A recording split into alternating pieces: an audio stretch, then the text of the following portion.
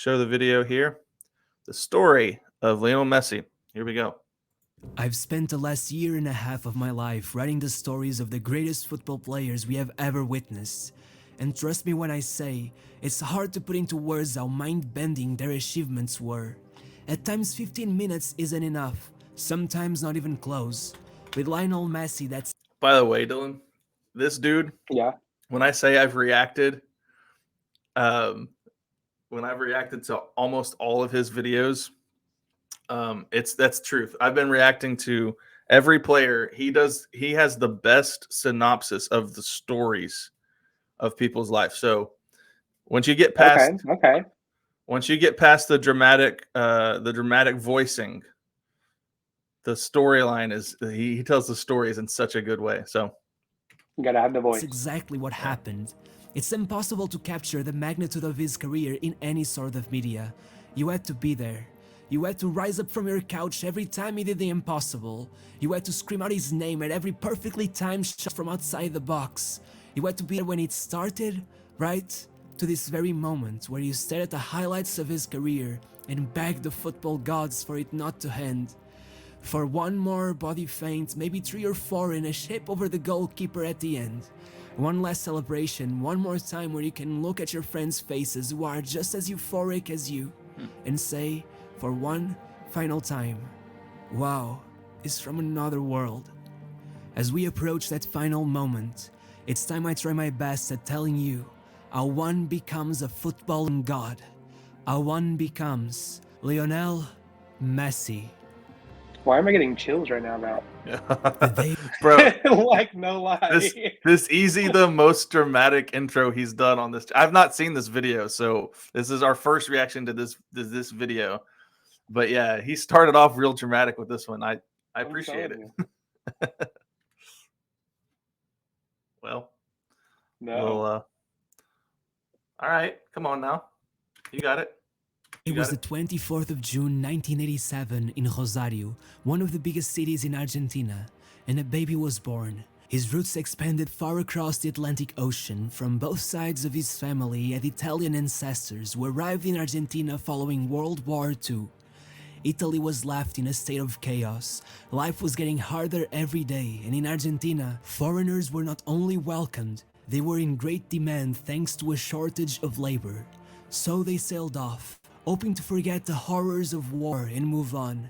But the Italians, though they made up a great part of this exodus, weren't the only ones. Messi's great-grandmother, from his father's side, came from another place in Europe, Catalonia. As she left it all behind, she could have never known that one day her grandson would be the region's biggest symbol, the new ruler of Barcelona. Growing up in a country like Argentina back in... It's going to be interesting. I'm going to actually learn a lot in this video. I know a lot about his career, but we're going through his history. So I'm actually going to learn a lot about Messi in this video. This is going to be awesome. His actual start. Yeah. So now I'm going to, since this is a YouTube video, I'm going to interact with chat occasionally, but not the whole time, obviously, because this is going to be a reaction video. But yes, with Maradona, I've been reacting to Maradona through my Patreon quite a bit. And some of those will go up on YouTube for sure, but not the Daily Dose of Football version of it yet. That'll be coming up, though. In the late 80s, you'd pretty much be peer pressured into loving football. They were living the grand old days back then. Maradona was still going strong. Actually, the year Messi was born just happened to be Maradona's highest goal-scoring season ever. Oh, wow. To add insult to injury, in a good way, Messi's family happened to be filled with football fans. As long as he was around the other kids in his family, he pretty much had to play. And he was always among them, being the youngest of 3 brothers who all pursued football at some point. And they weren't even the only ones. 2 of his cousins would become professional footballers as well. His younger cousin, Emmanuel, even went on to play in the Bundesliga at one point. At 4 years of age, Messi was playing football by himself at a pitch near his house, where Grandoli, a small club in his town, had their training sessions. Messi was repeatedly kicking a ball into a wall when the club's president... That's the best way to learn, bro. I've been doing that a lot, kicking a ball at a wall. Why the is it the best way to learn? So like if you're trying to train yourself on like your first touch and being able to like, because that's to me the hardest thing about football so far, playing it, has been not let the ball like receiving the ball to your foot and it not bouncing off like it like just like shooting off like 10 yards, because you got to have a soft first touch to be able to keep the ball exactly where you need it. In fact, Yeah. I was doing a reaction for Patreon on Maradona, and there was a point, it baffles me. Like, he controls the ball with his chest, drops it down to his leg, then down to his foot, and it's perfectly in line with where he's the pace of his sprint. And I'm like, how do you do that? But anyway, so if you're kicking against a wall, it's training yourself on having the soft touch, so that way you can keep the ball at your foot. And so the more and more you do that against the wall, you can actually get pretty good at having a better touch. My touch is getting better. It's still not great though. Okay. Dan Makes is in the sense. chat. Thanks, Dan, for being Hey. here. All right, I got to remind myself, this is not a Twitch stream. This is a YouTube video. All right. Salvador, Aparicio walked by frantically. You see, the youth team had a match to play very soon and there weren't enough kids, so Salvador went up to Messi and told him to go ask his mom if he could play. At first, it didn't go as planned. Messi's mom would say, no, he's no good at football, and anyways, he's too small. What? Thankfully, his grandma was there, and she wasted no time saying, come on, let him play, it won't do him any harm. This moment changed Dang. Messi's life forever. Had his grandma not been there, he probably would have not joined the team, and had his mom not worried so much, the president wouldn't have said the following words. Don't worry, I'll play him in the right wing, so he'll be by the stands near you, in case something goes wrong. Oh, dang. Little did he know, he had just defined great part of Messi's career. Yep. That's insane. When Leo started playing, everyone Little was in detail. shock. He ran Yeah, because that's where he ends up playing. And the criticism, I guess, early on was he's too small.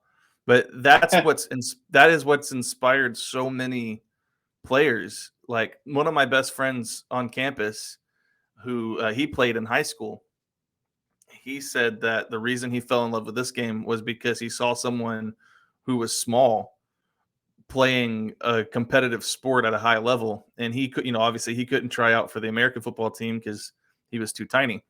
And so the inspiration being that Messi is a small player, but he's so good. Now, we're going to have to watch it here, because you and I, when we react to videos, it tends to be several hours long.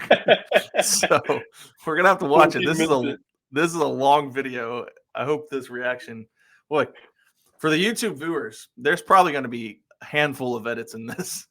through the pitch as if the other kids weren't there. It almost seemed unfair how much better he was. When interviewed about how it was to watch him play back then, Salvador said, "Believe me, he already did all the incredible things he does today. The only difference was that the ball came up to his knees. We worried about his size. He never seemed to grow much, but we all said the same thing. Wow, he's so We small. got the next Maradona in our hands." Wow. Everybody could see it, everybody knew. It's like he had been born with it. Even at school, teachers had to pay extra attention during recess because kids would literally end up fighting each other over having Messi play in their team. Whenever he played against other youth teams, the kids would stay behind on the pitch to watch him put on a show, juggling the ball and all other kinds of tricks. It's amazing. As you might imagine, Messi was a secret that a club like Grandoli couldn't keep for long. After a little more than 2 years, he was already on the move.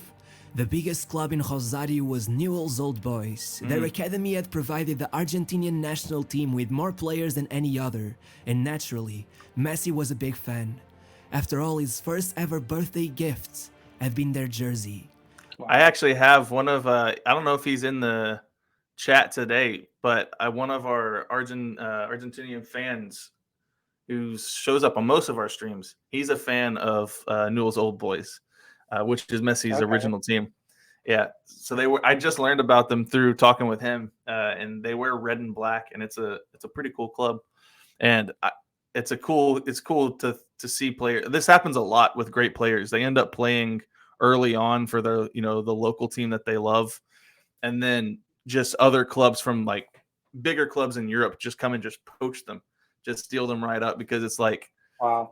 oh yeah, that guy, he's got talent. We're gonna we're gonna take that How player. do they find these guys though? Like, That's a good what's question. the process? Yeah, yeah, Emilio. Yeah, he's the guy. Now I think they send. I mean, they'll just send scouts everywhere when the word gets out about a great player or a wonder kid who's playing at some local club. Those big clubs in Europe, they have the resources and money to send Mm-hmm. scouts. They have enough scouts that they can send scouts all over the world to scout these young players. And so, yeah, smaller clubs won't have the same budget that they can allot to sending scouts to scout young players. And so, yeah, some of those bigger clubs end up scouting a lot. So that's why they end up poaching the wonder kids up really fast. But Wow. yeah. All right, here we go. As Leo played his last season at Grandoli, Maradona had begun playing for Newell's, and of course, Messi's family made sure to take the kids to watch him. And so by the next year, Messi had joined the club as well. Aged only 6, in his first ever game for the club, they won 6-0. Messi scored 4. Dude. He scored 4 goals at 6 years old. Night. That's crazy. Dude. I know he's playing against other kids, but 4 goals for a 6-year-old. That's insane. I didn't even know that Maradona and him played for the same club either. That's weird. Yeah. So I didn't know that. I knew that Maradona played. He played in Italy for a long time. I can't remember if he played. Did he play for Napoli? Someone's gonna have to tell me in the chat if I've got that right. I think he played for either Napoli or Juventus, or both. I don't know. He played in Italy for a while, but all right. I guess he was setting the tone because this youth team would become known as La Máquina del 87. It seemed that having a young Lionel Messi wasn't enough for Newell's. This youth team contained a bunch of other youth talents. From very early on, people realized they were incredible. Any squad who faced them was utterly demolished, with no chance whatsoever. They would play 7-a-side until the age of 11, by which they had been invincible for 3 whole years, never once coming close to losing. Throughout all of this, Messi's main influence when it came to football weren't his brothers or his cousins or even his father. The one to show him the ropes was actually his grandma. Her name was Celia, and she seems like an amazing person. She was the one who encouraged him to play the most from the beginning. She brought him to his first training session, got his parents to buy him the first pair of boots, and once she even convinced the coach to call Messi up. Did you know we called them boots and not cleats in football? I did. Tell you about that? I did. Okay. I'll still never understand it, but I have no idea why. But yeah, I know that they're called boots. All right. For a game. Messi loved her. I guess he still does. He once told the press that when he was a kid, he used to fight his cousins over who would get to sleep over at her house. Celia was ahead of everyone else. She had this ritual. Whenever she took Messi to practice, instead of wishing him luck or literally anything else, she would say, "Remember, one day you're gonna be the greatest football player in the world." Wow. Crazy. Between the ages of 10 and 11 was perhaps the toughest in Messi's childhood. First of all, Celia passed away, and it took a toll on him. He has said that to this day he still thinks about her all the time when playing football. He said there isn't one particular thing about her that could portray what she meant to him. He would have to know everything about her. It wasn't just the fact that she loved him that made her so important, it was how she showed her love for him. I guess in an attempt to show his love for her in a way she would appreciate, nowadays every time Messi scores, he points to the sky as a way of honoring her life. This could have been enough to throw off any child. There were a lot of feelings to process, a lot of emotions to get through, but then Messi was hit with another heavy blow. Leo had been followed by an endocrinologist under the club's advice for about a year now, and the news weren't great. Leo was diagnosed with a hormone deficit that was responsible for his stunted growth, and after a long year of testing, Messi was prescribed injections that he would have to take daily in order to make up for it. Dang, I am learning so much new Never stuff knew in this that. video. Yeah, I felt like I knew a lot about Messi. I don't know this.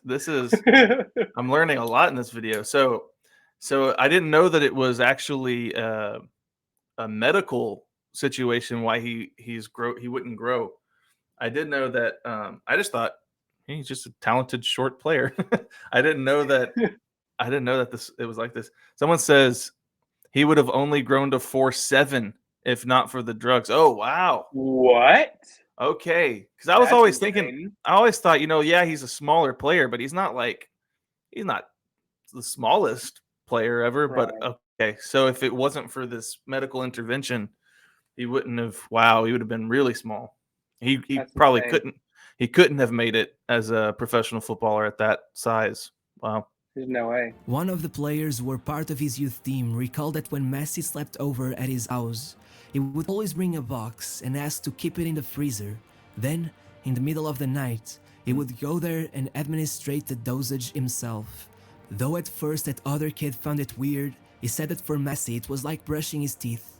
Just another task, and so soon, everyone got used to it as well. But it wasn't the possibility of this becoming a traumatic experience for young Leo that worried his parents the most. It was the treatment's cost of about $1,000 per month that soon Wow. their insurance would not be able to cover for. At Ooh. first, Newell's agreed to cover the costs, but eventually, an economic crisis hit Argentina and they couldn't get the money. The family was scared. The consequences the lack of treatment could have on Messi's future were shocking, so they went looking around for a solution. It was at this point that Messi tried out for River Plate, which was a joy for the young boy who idolized Pablo Aimar. Leo tried out for only 20 minutes before. So just to give you some context, River Plate is one of the biggest clubs in Argentina. You have, Okay. well, I think the two biggest are Boca Juniors and River Plate, and they have this just insane rivalry between the two. And so it's like a very, very heated, violent rivalry. Boca wow. and River Plate, and yeah, so River Plate, that's a top club in Argentina that he's trying out for. Before they asked him to join, Impressive. but first, he needed to get a permit from Newell's, and that's when things got sour, as they refused to give it to him, probably scared of the possibility of losing a prospect with this kind of talent. This upset led Messi to stay for a couple more years with Newell's, who were trying their best but failing to gather up enough money for the treatment. Still, as long as Messi kept on playing, the machine of 87 kept on turning. Winning every tournament, defeating every opponent, they became so famous, they even went all the way across South America to play matches in foreign countries. They Wow. were so wildly superior that one of the recurring gags frequently told about them is that the goalkeeper got so bored of having no involvement in the game that he would literally sit down on the penalty spot watching the game as if he was in the stands. Hey, is this, by the way, That's chat can help insane. me out with this. Is this the anime that everyone wants me to keep watching about football? Because everyone keeps telling me that there is this anime show about football that I need to watch. I don't really watch anime, but everyone keeps telling me about it. I don't know if this is it or not, but that's funny. I could swear that only happens in cartoons. Regardless, Messi was of course the center of attention. Once the coach was asked if it was true that Messi had scored 500 goals over his time there, and he smirked and replied, 500 at the very least. And you know what's funny about that? One of his other coaches had made a deal with Leo. We found out Leo loved these chocolate cookies from Argentina called alfajores. Those look and good. he proposed that for every goal he Really scored in a match, he would give him one. But at that rate, he would be the world's first diabetic football prodigy. I was literally just gonna say that would make me diabetes. die of beaties. Yeah, no, that would kill me. Maybe that's why eventually a new deal was proposed as a joke. The coach said he would only give Messi cookies if he scored a header. In the very next game, Messi pretty much dribbled through the entire squad, including the goalkeeper, got to the goal line, flicked the ball up, and headed it into the goal. Looked No back, way. smiled at the coach, and showed him 2 fingers. There was really no way of stopping him. As Messi headed so towards good, his so 13th birthday, tiny. a man landed in Brazil coming from Barcelona. But he was no ordinary man. His name was Carlos Reixac, and from 1965 to 1981, he played 328 matches for FC Barcelona, winning the Cup Winners' Cup, being La Liga's top scorer at one point, and even partnering up in attack and as the second coach of the mythical Johan Cruyff. All right, so I know Johan Cruyff. He's the one that engineered basically the way Barcelona, the Barcelona identity, which is their youth academy. He's the one, he trained the same tactics, the same training measures, everything uniform from the time you enter the academy all the way up through the first team. So he like revolutionized the way that a lot of teams use their youth academies. And he was also a tactical innovator. I don't want to get too bogged down on Cruyff. Now, the guy that they're talking about who was the second coach to Cruyff, I don't know if I should know who he is. I haven't heard that name before. But apparently he seems to be I guess, somewhat of a legend for Barcelona. Carlos was now well into his retirement and working as a scout. As he made his rounds in Brazil, he got a call from an Argentinian agent telling him he had to come and watch this kid with immense talents. The agent seemed so excited that he began considering it, so he asked how old he was, assuming that given all the stories he heard of the kid, it would have to be at least 18 years old. I'm guessing he didn't expect the star boy to be only 13. His age jumped out to him. How can such a young boy be already getting grown men so excited about his abilities? So, Carlos told the agent to schedule a trip to Barcelona so they could run the boy through some trials. Back in Rosario, Messi's family heard about the news, and as you might imagine, they were euphoric, especially because a big club like Barcelona could for sure help Messi with his medical bills. But there was Did you know, sorry, I'm sorry I keep pausing it so much, but it's all good. Did you know that Spain actually has a kid right now who he just turned 17, but at around 13, there's videos of him playing at 13 where people are like, this guy's going to be a legend. He's going to be the next, I guess the next Messi is what he's being considered as. He scored a goal in the Euros. He plays for Spain. Lamine Yamal. I'm telling you what, you got to file that name away because I watched him score a goal in that tournament that was like, oh, he's one of those great players. He's one of those great players. Yeah, I wouldn't be surprised if he's the guy who comes out for the next decade as like the greatest. I think he'll be better than a lot of these guys. I don't know. That's my opinion. Problem. Newell's had already stopped one transfer, and there was some bad blood between the family and the club, since they claimed Newell's barely sent them any of the money they promised to provide in order to help with the costs of Messi's treatment. So they went old school. In fact, there's actually back on the media mall. There's actually a photo of several photos, and they're real, of Messi bathing Yamal when he was an infant. It's hilarious. What? It's actually a real photo. They're real photos. You can look them up. That is insane. Messi, yeah, it was funny. It's funny, yeah. So people are saying that Messi transferred his powers to Lamine Yamal when he was a baby. And just told the club Messi was sick with pneumonia and wouldn't be able to go to training for about 3 weeks, while in reality, it would be in Barcelona trying out for the club. When Messi started, Carlos was abroad going about his scout duties, and though everyone was shocked at his skill, many doubted him because of his height, and were unsure if they should sign him. When Carlos got back, he found it all so strange that he went to watch the match all by himself. He walked around the pitch once, and it took him 15 minutes to go all the way around, because he constantly stopped in awe of what Messi would do on the pitch. By the time he got around to the bench, he sat and told the rest of the staff, "Sign him, don't think about it twice. If someone asks you, you can say it was my decision." Despite all of this, higher ups at Barcelona pulled the plug, said the kid was too young, that it was too risky for the club, and they didn't need any more mess, considering they had just lost Luis Figo to Real Madrid and were in a really bad state financially.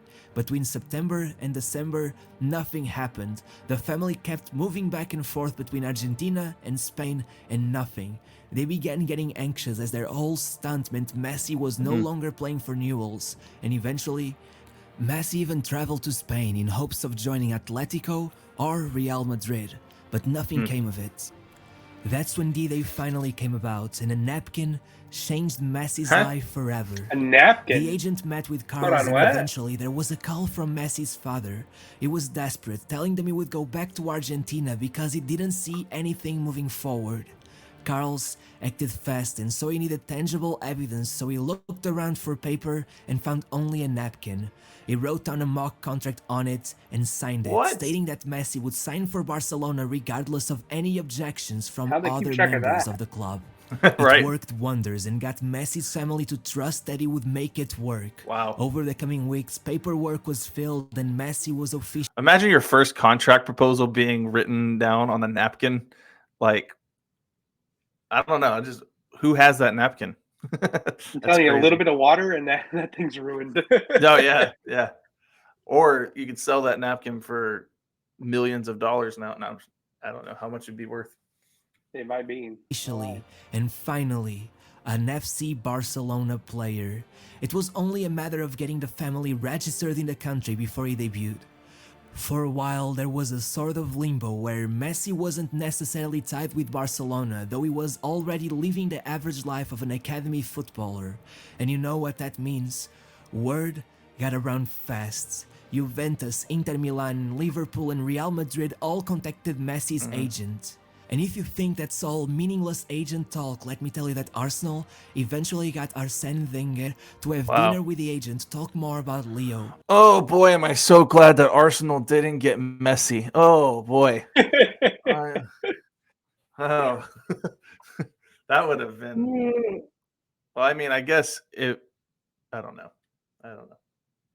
He has even said that they were close to signing him the same way they did with Cesc Fabregas. Regardless, he stayed and a whole new chapter began. At first, Messi wasn't allowed to play for Barcelona's academy, as not only was he still registered for Newell's, he was also considered a non-community minor, since he came from a foreign country, and for the first year, the only solution found was to keep him training with a squad, while only going on friendlies with the B team. But though Barcelona tried their best at sheltering and protecting his talent, to let it grow they had to let him run free, and so, in his second game for the club, disaster struck. Messi broke his fibula and was out for the rest of the season. There was worry that he would struggle to get back to his usual frenetic play style, but once he was back, he finally got to enroll in the Spanish Federation, and he was so incredible that quickly he got promoted to the under-16 squad, being trained by Tito Villanova and playing alongside some of the biggest talents in Spain. Kids whose names meant nothing back then, but would one day be heard all around the world, like Cesc Fabregas and Gerard Piqué. Both players would leave Barcelona for England soon after, so maybe Messi moving to Arsenal wasn't that far-fetched at all. Over his first days with the squad, Messi was very, very shy.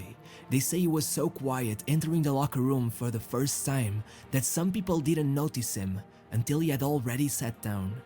Once he got on the pitch, the coach asked what position he liked playing at. One of the other players said that everyone was scared. They had heard insane stories about Messi, and they all thought that if he picked their spot, it was over for them. The goalkeeper of that squad has been quoted. So he had like this reputation that that's crazy to think about. Like we had something similar like that happen, not similar in the same way, but I remember experiencing something like that when we were playing American football. There was a quarterback who was a very highly rated quarterback. And there was rumors that he was going to come play for us. And I remember, like, cause around the locker room, I remember my best friend Tanner, or my best friend. Everyone's my best friend, I guess. Tanner was my quarterback, and I remember going up to him. It's like, dude, did you hear about so and so? He's like, yeah, I'm gonna lose my spot, and he was so upset about it. Oh, wow. But it never happened. But so like to have that that aura of like, oh, if we get him here, that's over for me. My spot's gonna be gone. That's so. And they haven't even seen him play at this point. Right. It's just the talk. Yeah, just hearing the rumor of it is crazy. Yeah. Saying that he felt the only way to stop him was to pull out a pistol and shoot him, but honestly, he What? would probably dodge He would it. probably dodge it. But that doesn't mean Messi was invincible. His health problems remained, and though there were no more worries regarding him not getting the treatment he needed, it turned out that at this point, the treatment was a gift and a curse. While still going through his first years, the treatment took a toll on Messi's body, and it was evident by his lack of stamina. Looking back at his first interviews, you can see him lament that he was unable to keep up with the pace of the other kids. But still, whenever he did find the energy to perform, he was unparalleled. With a never-seen playstyle, it seemed he had taught himself a whole new way to approach dribbling. Even though many compared him already with Diego Maradona, it was also obvious that the aggressiveness with which he moved forward, the quickness with which he slightly adjusted the ball seemingly once every millisecond made for moments that could not be forgotten. It was as if Messi was an artist, carefully, deliberately putting down one brushstroke at a time, slowly painting the background as he patiently waited for the moment when his creativity would finally be unleashed on the canvas. As the years passed, Messi made it through the ranks at breakneck speed and slowly but surely started bonding with the other kids. After all, after some time, Messi's family went back to Argentina and Messi started living in La Masia, where though others managed to see their That's the name of the youth academy for Barcelona. La Masia. Oh, okay, didn't know that. family Did you know that? Did you know that the youth academies for like football clubs are like you live there, you do your schooling there, you grow up with the other footballers. It's like sending sending a kid away to camp for a long time. Like they're growing up with the other footballers in the club. That's kind of what's Dang. happening here. Yeah. Never really registered. It's crazy. At times every weekend, Messi would only be with his At least that's what I've understood from my study. I don't know deeply what all of the academies are like, but that's what I've heard from La Masia. once or twice every year. Regardless, Messi persevered, and by his fourth year in Barcelona, as he turned 16 years old, he broke a record, playing for 5 different squad levels in a single year. Before him, Wow. no one had managed more than 3. That year, he started for the Under-19 B squad, moved on to the Under-19 main team. Then, oddly enough, he got called up for the first team and only then Wow. to the C and B squads, proving he was incredible at Good any night. level, no matter what. The debut for the first team happened because Barcelona were invited to play a friendly against FC Porto in what would be the opening ceremony of the Dragão Stadium. But there weren't enough players available, so they were forced to bring in academy players like Messi to fill up the squad. Here's a story for the fans of the channel. As some of you know, I'm from Porto, and what you don't know is that on that day in 2003, my parents went to watch the match, hoping to catch a glimpse of Barcelona greats like Ronaldinho, Xavi, Overmars, Kluivert, etc. Well, aside from Xavi, none of those I don't know Kluivert. Huh. I know the others, but by the way, someone pointed this out, and this is fair. Well, first of all, Dan says that it's specific to Barca. Most academies don't have dorms like they do. And then secondly, Evie told me to remind you, if you want to chime in and talk, you just start talking. I will pause and allow you to speak. I feel like I'm dominating No. the No, you're good. dominating I'm the honestly captivated by the video. I Yeah. am roped into the story. I'm telling you what, So man. if I have Daily, something, I'll tell you for sure. yeah, he tells great stories in these videos for sure. He does. Someone, He does. someone says Patrick Kluivert was a great player. His son plays for Bournemouth now. Gotcha. Okay. players were available, which I'm guessing was terribly disappointing to them. Little did they know, they were getting to watch the first 16 minutes of a 16-year-old would become Barcelona's greatest ever player. Now, the thing that really matters to me is that they didn't bring me along. I've asked them where they left me and they don't even remember. So, yes, I'm still pissed, and You yes, I'm missed the considering the moment. possibility of filing That's in funny. for a child abuse case. By the way, just a few months later, they also I'm went an on to extreme, watch though. Cristiano Yeah. Ronaldo's debut at the Honestly, though, I mean, for someone you love football so much and they don't take you to the, I mean, but obviously you can't know that you're about to see the GOAT of football playing I in mean, this. they had an idea. They had an idea of who he was going to be, but still. Yeah, but it sounds like for the majority of football fans at the time, and I guess chat can help me out in understanding this. Like they didn't see him on the trajectory that he had. You just kind of hear stories about him. So they're going to see these legends for Barca play, like Ronaldinho at the time that they showed him earlier a second ago. Ronaldinho is like, he was considered to be one of the greatest players ever. In fact, there's a story regarding Kobe Bryant that when that Kobe Bryant was, I guess he went to a Barca practice or something like along those lines, or a Barca training, and he was talking to Ronaldinho, and Ronaldinho pointed Messi out and said, "That kid's going to be the greatest player in the world." And Kobe goes, "But you're the greatest in the world," and he's like, "He's going to be the greatest of all time," or something along those lines. And so yeah, like Kobe, yeah. So, but Ronaldinho, like, so if people are going to see Barca play at that time, yeah, Ronaldinho is going to be that one of those guys that you're there to see. But yeah, and Ronaldinho is one of the inspirations for Messi. I've heard that name, but I don't really know. Yeah, that'd be a fun one to react to. There's a video called Football's Greatest Entertainment. We could do it on Twitch. We couldn't do it on YouTube, but yeah, Ronaldinho was a Brazilian player. He was amazing. Really, like, he was a very entertaining player. So really fun to watch. It would be fun to watch them. Okay. All right. Well, let's get the video going. Come on. Euros in that same stadium, and they also didn't bring me. But that's just my childhood trauma, so moving on. Before his first official season started, one long-standing argument was finally settled. From the moment the Spanish Federation realized Messi was eligible for citizenship, they had been attempting to bring him on, but Messi, having grown up idolizing El Albiceleste, kept pursuing the dream of playing for Argentina. So to settle the matter, Argentina set up 2 under-20 matches in June. Yo, yeah, it could. Could you imagine Messi actually playing for Spain instead of Argentina?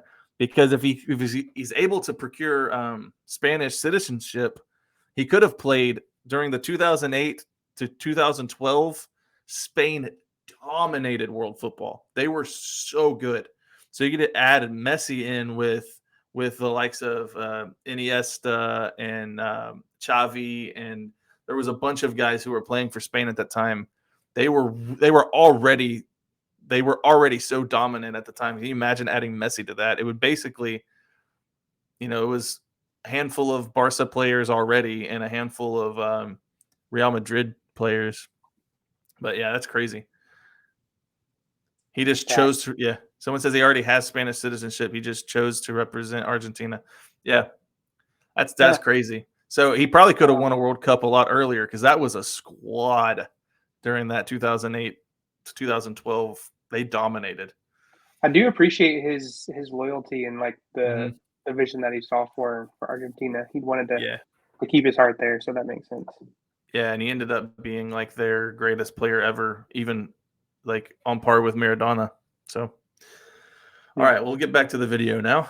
June of 2004 to lock Messi in as an Argentinian international, leaving the world to wonder what could have been had he joined the iconic Spanish national team of the late 2000s. And just like this, the whole world waited, holding their breaths as Messi's first official season was about to start, as he prepared to spread his magic dust on the pitch in front of thousands for the first few times. Leo finally got his official debut against Espanyol, coming on with 7 minutes to go as Barcelona beat them 1-0. But this win was a rare occurrence over Messi's first few matches. In his friendly debut against Porto, they lost 2-0, but well, to be fair, it was Mourinho's Porto and Barcelona were depleted to say the very least. But what is much harder to justify is how Barcelona lost on Messi's first ever start for the club. It's almost like Messi was paying up front for the decades of immeasurable success he would go on to have. So, on his first ever start... Oh, Henrik Larsson. He was a Scottish player? Henrik Larsson. He played for Celtic for a long time. I did a reaction to him. I'm not sure he's actually from Scotland, but yeah. Okay. But yeah, this is... I did learn that his first start they lost, and I'm trying to remember the context surrounding it. I get so many comments about so many things in the sport, and I try to remember all of it, but if I'm being honest, it's like drinking from a fire hydrant. But, too much information. Yeah. Oh, he's Swedish. Swedish, okay. But played in Scotland, yeah. Messi lined up beside Henrik Larsson, Puyol, Giuli, Bronkhorst, Xavi, Iniesta, and Eto'o to play Gramenet in a Copa del Rey last 32 match. Back then, Gramenet was playing in the third tier of Spanish football, and they weren't even Hold on, what? How did they lose? They just told that squad legitimately named some of the greatest players that have ever played this game. There's no and they way. Got beat by a third tier side? What? But that day, somehow, they held Barcelona to a goalless draw all the way to extra time, where they stuck the dagger, scoring the winning goal that would take them all the way to the quarterfinals of the Copa del Rey, where they got beaten by eventual champions, Real Betis. What? It's quite a story, and it only gets better once you realize that Gramenet is still to this very day the only team that Messi has faced and not managed to beat on any occasion. I'm betting they hold pretty tight to that record. That is crazy. The string of unlucky results continued once Messi got his first full 90 for the club and debuted in the Champions League against Shakhtar Donetsk, somehow losing 2-0. But before the end of the season, one of the first jaw-dropping moments of Lionel Messi brilliance finally came. It was a match against Albacete, and Messi came in with only 2 minutes left in the match. It was supposed to be a novelty, but Messi had other plans. Mere seconds after being subbed on, Ronaldinho spotted his run, shipped the ball over the defense, and Messi, along with the goalkeeper to beat, used his first touch of the match to get the ball in place, and the second to lob it over the keeper. The stadium erupted for a second, and then the flag was up. It was offside. Oh no. But the people watching from home quickly got the news that in reality, it wasn't offside. Right. Regardless, Messi smiled, running back to position. Ronaldinho smiled back at him, and unbelievably, just a few seconds later, Messi got the ball again, began running right towards the defense, and on the last second, he gave the ball back to Ronaldinho. And would you believe it? Ronaldinho ships it over the defense, and Messi lobs it over the keeper. It's a beautiful image goal. of the first goal. It is such a. I've watched the goal. I wish YouTube wouldn't block footage because the goal is so pretty. And yet, they still couldn't stop him.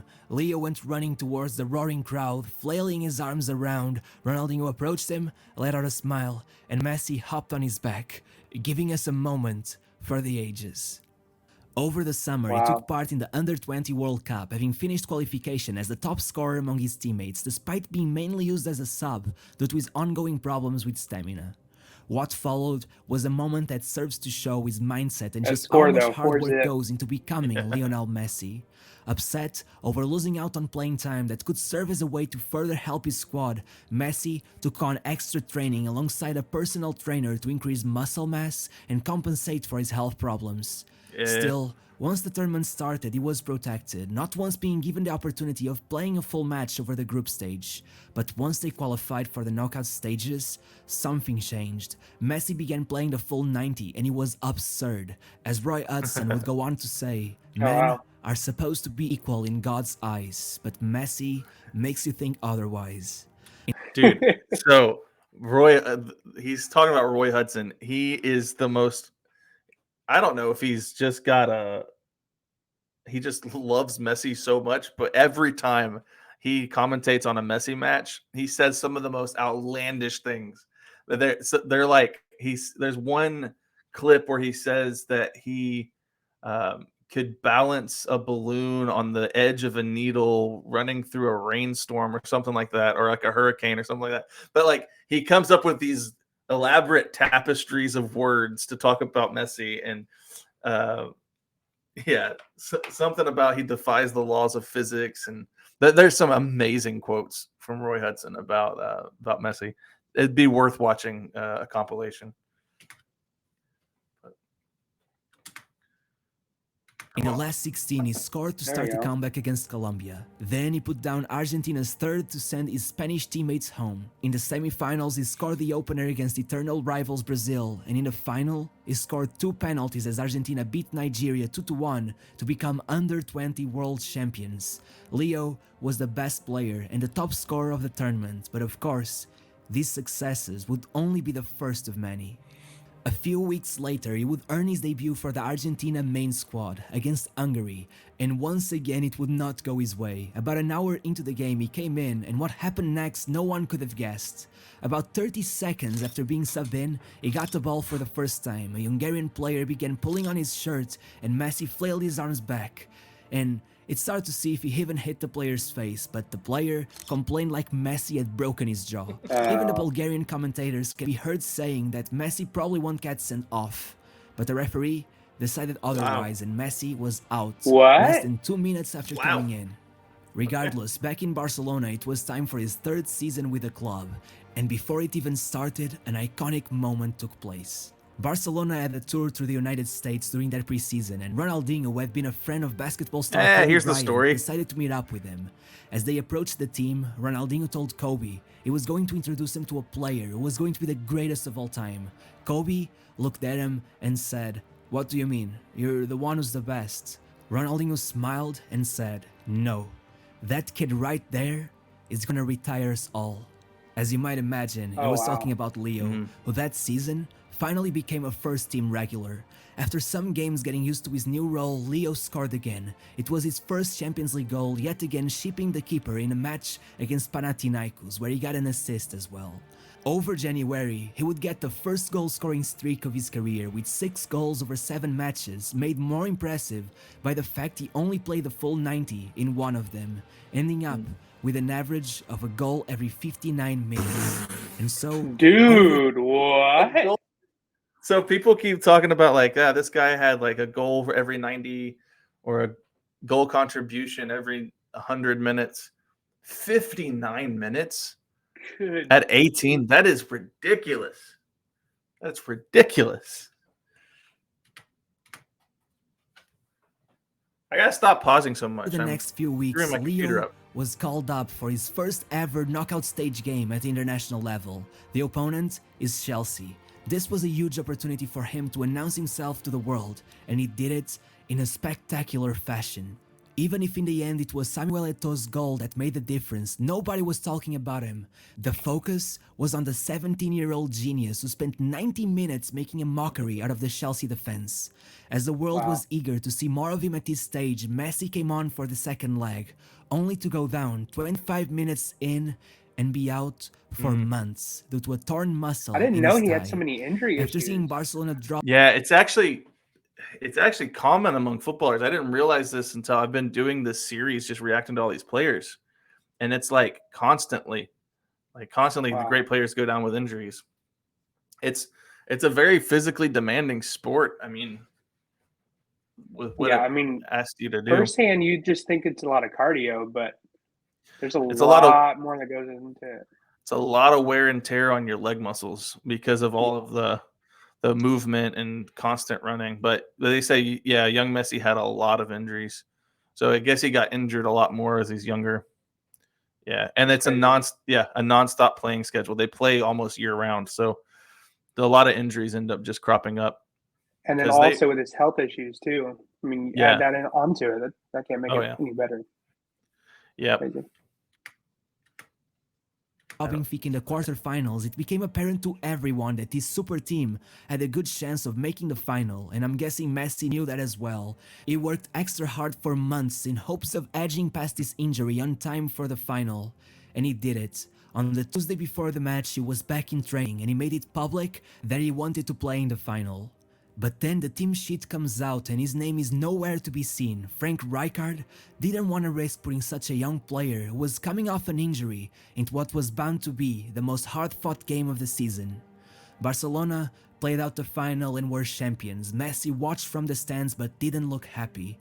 Perhaps sensing this, the players approached him and asked him to join the celebrations on the pitch. He refused. He felt he hadn't been part of it, and so he didn't deserve to celebrate among them. This was a decision that he would come to regret and make up for a few years later. Huh. Ironically, I'm seeing a comparison to Kobe. Like that mentality, like I want to win and I want to contribute. Like I want to be. Yeah. I don't think he wanted to be the main story from what it sounds like. He just wanted to be the one that helps his team. There's a level of ego that you have to be considered the greatest. And Messi, I think, has the perfect balance between knowing he's great and also being very humble. So yeah, I can totally see the Kobe. He has that same instinct, like he wants to contribute to it. Now, it's funny that you bring up a comparison between Kobe and Messi because there's a commercial that they did together. Oh, really? I think it was a few years before Kobe passed. I think I'm not exactly sure when it was filmed. Maybe like 2016 or something like that. But it's a really cool because it's like them talking about who's the GOAT of being. It's a funny commercial. I haven't watched it in a long time, but they're on an airplane. Okay. It'd be fun to look up after this video. To like go look up the Kobe and Messi commercial because it's pretty cool. Over the summer, Messi played in the 2006 World Cup and it started well. He scored in his first match, made 2 notable appearances, but when Argentina met Germany in the quarterfinals, Jose Peckerman decided against starting him. Even as Argentina went in front, Messi, whose high usage rates and ability to keep the ball could have been used to control the tempo of the match, was kept on the bench. This decision went on to be criticized for years to come as Argentina would go on to concede and lose the match on penalties. As the 2006-2007 season started, Messi finally started becoming an unquestionable presence in every Barcelona match. Still, by mid-November, he had only scored 4 goals, and to make matters worse, what followed was a 3-month-long injury that saw him miss 18 matches. No one could have predicted that after coming back from injury, he would somehow step up his game to a level he had never shown before. After 2 weeks back, Messi was yet to leave his mark on the score sheet, but then came El Clásico. Barcelona sat 5 points clear of Real Madrid in second place, but that day... El Clásico, just for context, is the rivalry or the derby game between Barcelona and Real Madrid. Whenever the El Clásico happens, it's just like any other, just like any other, but it's one of those big time like rivalries in football. Whenever they play, it's always a physical game. There's always a lot of drama surrounding it. It's like the same thing as I'm just thinking of other like River Plate and Boca. You've got the Old Firm derby, which is Celtic and Rangers, El Clásico, Barca and Real Madrid. So you have these kinds of rivalries throughout the sport. So it's it's a mid-season match. Like why is it called derby? The derby. Oh, so derby. I believe derby just refers to teams. Does that have to do with teams in the same city that play against each other, or is it just a rivalry? It might not actually be a derby. It might just be just a rivalry. Yeah, it's just a rivalry game. Yeah, derby is like teams that are located in the same. Like, for instance, Arsenal and Tottenham. They're both London clubs. They hate each other. They have a rivalry, but they're, it's a derby game because it's a home team, I think. United and Liverpool. Yeah, same thing. Anyway, so this is a rivalry game. That makes sense. It's like Dallas and Philadelphia. It seemed like it was 11 Real Madrid players versus Messi by himself. Just 5 minutes into the match, a poor interception left Van Nistelrooy right at the edge of the box, completely centered towards the goal, and just like the commentator said, it just doesn't miss those. Real were in front 1-0. Just 6 minutes after that, Messi got the ball on the right after a great pass by Samuel Eto'o, and he slotted it right into the far posts. Leveling the game, but to no avail, as in the next play, Guti would get tripped in the box and Van Nistelrooy would bury it from the penalty spot. Finally, the match calmed down a bit, but still, by the 28th minute, Ronaldinho magically squeezed in between every Real Madrid player, eventually striking the ball straight at the goalkeeper, leading Messi to score again on the rebound. For the next 40 minutes, there were no changes to the score sheets, the spotlight shining down on Messi and Ronaldinho seemed in sync as any duo could ever be. But then, the inevitable happened. If you don't score, you concede. It's one of the oldest teachings in football, and so a Sergio Ramos header put Real in front for the third time. What followed was some of the most intense drama seen at El Clásico. Barcelona was pushing forward over and over again, but the clock was ticking down, and as the injury time was added to it, Ronaldinho got the ball towards the center of the pitch, Messi approached him, the through ball made his way to him, the first touch put 2 players behind him, and by the time Ramos got to him, Messi was locked and loaded, and there was no time to stop the shot that would put Barcelona at the top of the table. That goal is so cool. I wish he could show it for copyright reasons. That is such a great goal. Honestly, what we're gonna have to do, because I can't go too long on this stream. After we're done with this video, we're gonna have to schedule another stream where we just react to Messi videos. And I can't put them on YouTube, but we can put them up here on Twitch, and it'll be fun. We gotta do it. Yeah, but we gotta see some of his moments at least. Yeah, you gotta see the actual the goals happen. It's so much fun to watch those goals. Years before that day, only 2 Barcelona players had scored a hat-trick in El Clásico, Gary Lineker and Rosario. And want to know one thing about them? They surely weren't 19 years old at the time. Messi was on a whole other level. Over the streak of games that followed, Messi totaled 7 goals in 6 matches, but the first goal he scored in the last of those matches against Getafe was out of this world. Comparisons between Messi and Maradona were low-hanging fruit back when he first started, but if Messi kept telling the press that from his point of view they were 2 different players, that day it was at the very least confirmed that they were equally as phenomenal. It's hard to see Messi's goal without immediately thinking of Maradona's goal of the century in 1986. Yeah. They got the ball in roughly the same place. They progressed forward with the same frenetic speed, left what seemed like half a dozen defenders behind, only to end up dribbling past the keeper in the same way. Oh, I've seen that one. Yeah, we reacted to that in the beauty of football. Yeah. It's actually kind of creepy how similar that goal is. Defender hanging hopeless by the near posts.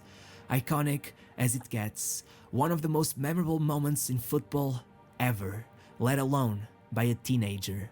Look, the world as a whole was freaked out by their similarity at this point. So imagine how everyone felt when just a few weeks later in a match against Espanyol, Leo tied the match by jumping alongside the goalkeeper and scoring with his hand. Just like the famous hand of God. It was like he had a hand of God goal too. What is this? It's funny because I just did a reaction to the game Argentina versus England. I did it on Patreon. So here's my chance for my Patreon ad. So on my $5 tier on Patreon, I am reacting to all of the game highlights from 1986 World Cup, because on Patreon they don't copyright me, so I can actually upload that stuff.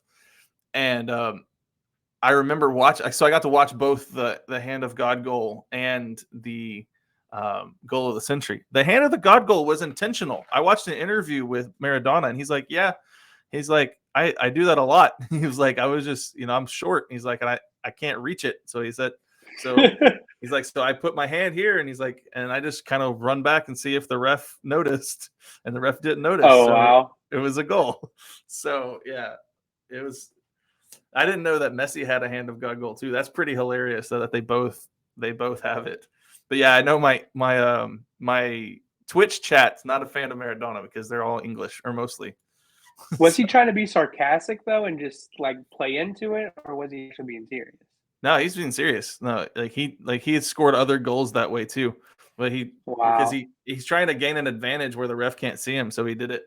But there's a video of him and Gary Lineker, who was an English player. There's a video of them two sitting down and talking about that goal. And Lineker says, he's like, I'm not even mad at you for that. He said, I'm mad at the linesman and the ref for not seeing it. And then he said that the goal of the century goal, which is the one we're looking at right now, he said that's the first time in his career that he wanted to stand up and applaud for his opponent because of how just breathtaking a goal that was. So anyway, but yeah, so Maradona did that on purpose. Anyway, but I didn't know Messi had one. That's kind of uncanny, the comparison between the two. Messi was paying homage to the man who led his country before him. It was as beautiful as it was intriguing to see. Unfortunately, despite Messi's best efforts after drawing against Real Betis in the last minute of the match, Barcelona dropped down to second place, tied on points with Real, who would eventually be champions of Spain. Over the summer, Messi took part in his first ever Copa America, and it seemed that right from its start, this competition was determined to leave Messi with a sour taste in his mouth. After scoring in both knockout matches that led to the final, Argentina met Brazil.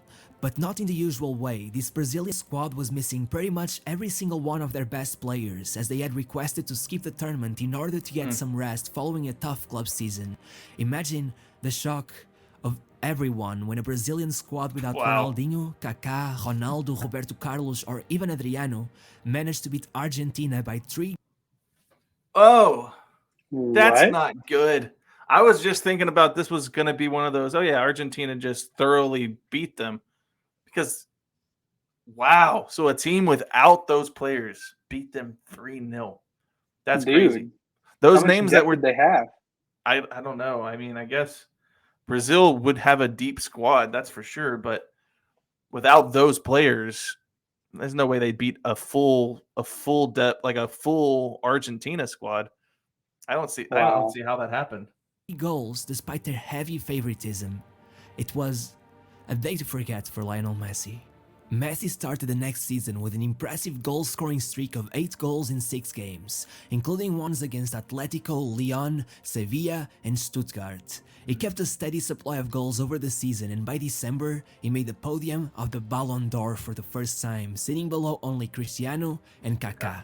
Later on in the second leg of the last 16 matches against Celtic, having already scored twice against them, Messi came off crying, once again having problems with his hamstrings. The thing is, Barcelona was aware Messi shouldn't have played that game, but it's did you I don't know if you saw his the final of this last Copa with him against Colombia. He came off with an injury and he was crying the same way because I mean it looked like it hurt, but also like he couldn't be out there and he wants to win that final for his country. Yeah, so, I saw it. Looks like he was like realizing the moment because he was looking up at the crowd, kind of in tears. Yeah, like dude, he knows it's over. Well, I think he's still gonna try to. His contract is still going for Inter Miami, but that's probably the last time that we see him in an Argentina shirt, which is probably what that's probably what the weight of that was. Unless he plays, is it the Finalissima is coming up where I think Argentina will play against Spain? I think I don't know. I don't even know what that tournament is, but people keep telling me about it. Yeah. I don't even know what Finalissima is, but everyone keeps commenting about it, so I'm gonna watch it, whatever it is. Yeah, Europe. Oh, it's the European winner versus the Copa winner. Oh, that'll be fun. Wow. Okay. Due to pressure from the media, Rijkaard ended up fielding him regardless. After this injury, Messi began being even more heavily tracked by the medical staff, following a new workout regime involving lots of stretching of his thigh muscles and having his sleep and meals tracked as well. Once he was back on the team, one of his first matches would be one for the history books, a Champions League semi-final, Barcelona versus Manchester United, the first match between Messi and Ronaldo. Unfortunately, it would be far from the most exciting match they'd provide us with. With Messi injured and only one goal between the two legs, there isn't much to be said about it, though Ronaldo did miss a penalty 3 minutes into the match, so that was a fair bit intense. Regardless, Barcelona was out of the Champions League, and with the league not going their way either, only managing third place, 18 points off the top, Rijkaard was replaced by a new manager, an ex-Barcelona player. You know who it is, Pep Guardiola. But before Messi got introduced to his magical tiki-taka, it was time for the Olympics. Pep Guardiola is the reason the Mavericks lost the finals. He is he's the manager of Manchester City. He's like one of he probably is one of the greatest managers of all time. I mean, there's Sir Alex Ferguson. There's some others that were excellent managers. He's one of the greatest. Just his tactics. He coached Barcelona through their glory days. He's won a bunch with Manchester City. But yeah, didn't he coach the Spain? No. Am I wrong? I don't think he coached Spain. But he came up with this tiki-taka. He's the one that came up with that style of quick passing, short distribution, like take the ball, pass the ball. But yeah, he's a people are kind of down on him right now because the way of his tactics have kind of taken some of the creativity out of the game. It's so mechanical and robotic, and it's like it's just like it's so structured. So it doesn't have some of that creativity and flair to it. And so a lot of people are down on him right now, saying that he's ruined football. He's made it boring, which is probably fair. But he keeps winning is the thing. But anyway, yeah. But he's the reason that we lost the finals, though. There's a photo of him talking to Joe Mazzulla before game 1, and he's like got his hand like he's whispering to him. So he's the reason. We're doomed. Olympic Games. It's an odd competition, but still an interesting one. It ends up working similarly to an under-23 tournament, with the exception that 3 players over that age are allowed to participate. So, Argentina added Riquelme, Mascherano, and Pareja to their already strong squad, and the outcome was a tremendous success. But the hardest part was getting Messi to participate. See, the Olympic Games take place very shortly before the start of the season, right at the time when Barcelona would take part in the Champions League playoffs, and so they not only didn't allow Messi to go, but made sure to take the Argentinian Federation to court and won. So you probably ask yourself how it all changed. Pep Guardiola had not only taken part in the games back in his time, but he was also a gold medalist, and understanding the value that memory had for him, he convinced the club to let Messi go, and what followed were 6 straight wins, with Messi scoring 2 goals and getting himself an Olympic gold medal as well. Wow. As for Barcelona, they still qualified, of course. Now with Guardiola in command, many things changed.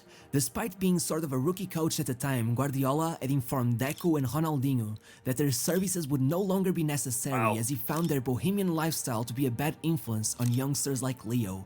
Even Eto'o would get the same news, but would end up staying for... I'm telling you what, a lot of players can't stand Pep Guardiola because he's so, he has so much control over his system. I'm trying to think of he's like Bill Belichick in the fact of like you do it his way. Like you play for Pep, you are not an individual as much as you are a cog in the Pep machine. Like you are just you are a person that you're a piece on a chessboard or a tactics board for him. And that guy standing next to him, is that him? I think that's him. He hates Pep Guardiola. So, yeah, a lot of players, they can't stand it. He's so overbearing. Even though all of this was met with some shock, with it came the opportunity to offer Leo something that would become a symbol for the rest of his career. The Barcelona number 10 shirts. And with it, Messi's form had been unlocked. Yeah. So, I think chat's going to have to help me out here. The number 10 shirt is the shirt that most the top goal scorers wear for their club. I think it had to do with your position on the used to be 1 through 11, whatever position you played is the number that you wore, that the way it used to be years ago. And so, but the number 10 is often given to the main attacking player. So, so they gave that to Messi. Number 10 is often given to the main attacking cog. Yeah, but it's not like it used to be for the position 10, and then it's changed to the best player basically. So if you get the number 10 shirt, you're the one who's the top creator on the team. But anyway. Okay. Yeah, 10 usually for creative players. It's basically the best player. How many goals do you contribute? Whether you score it or you assist, that kind of thing. Playmaker.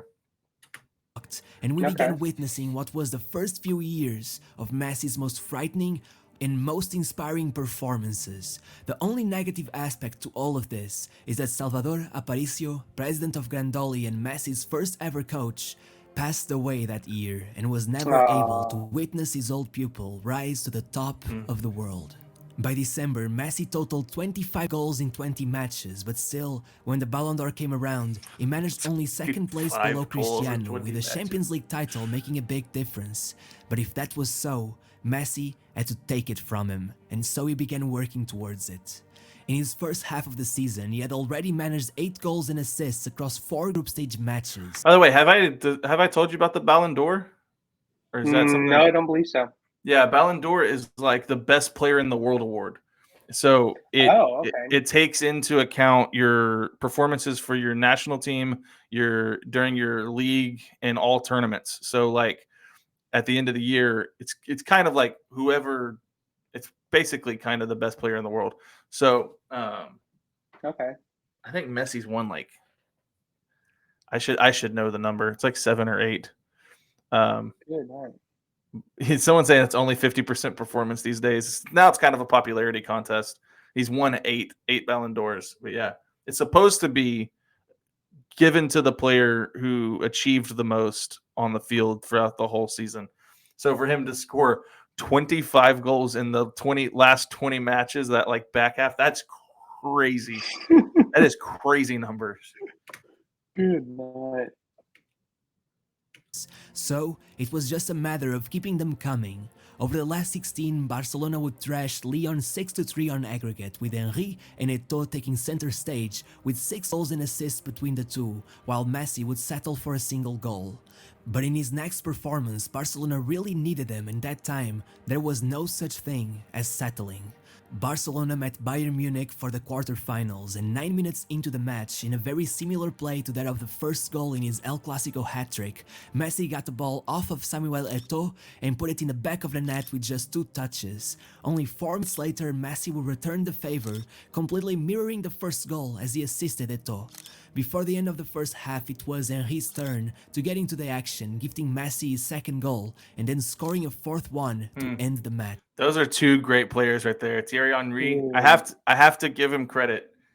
He played for Arsenal, so I don't want to give him credit, but he's one of the best players I've watched when I react to his highlights. So fast.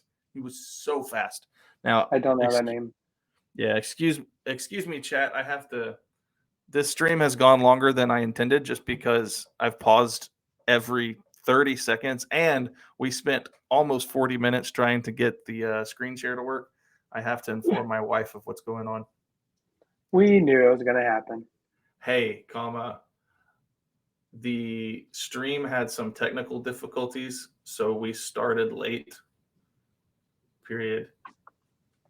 We will be done hopefully soon.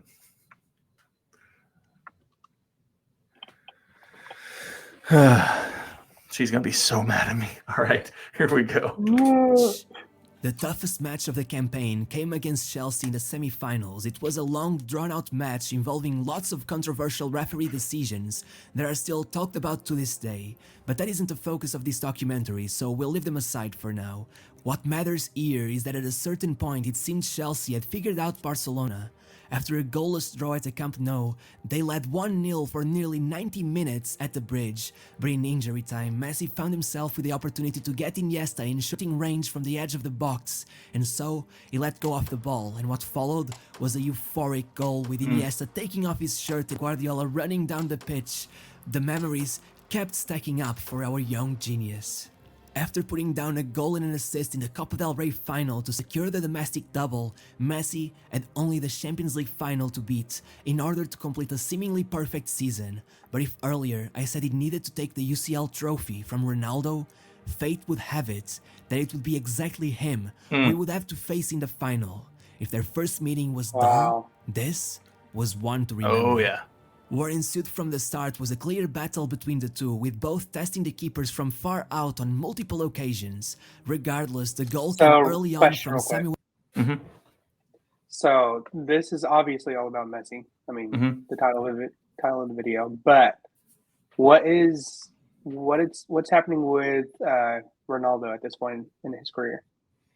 I mean, I imagine this is the height of both of their they're both on all world trajectories. I think at this point they had both even been considered for Ballon d'Or nominations. So like I don't know, maybe Ronaldo has already won it at this point. I don't actually know.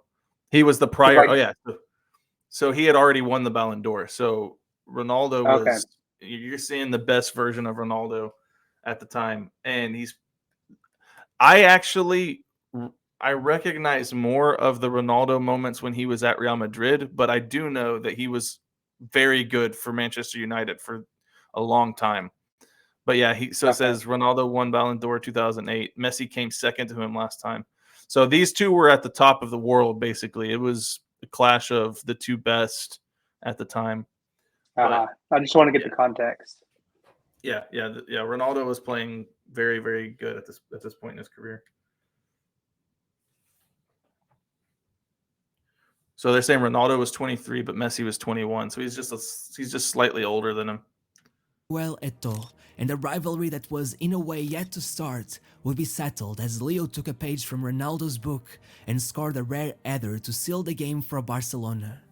Messi was now a European champion, a treble winner who over the last season had played 51 games and totaled 55 goal contributions, being just 51 games and 55 goal contributions.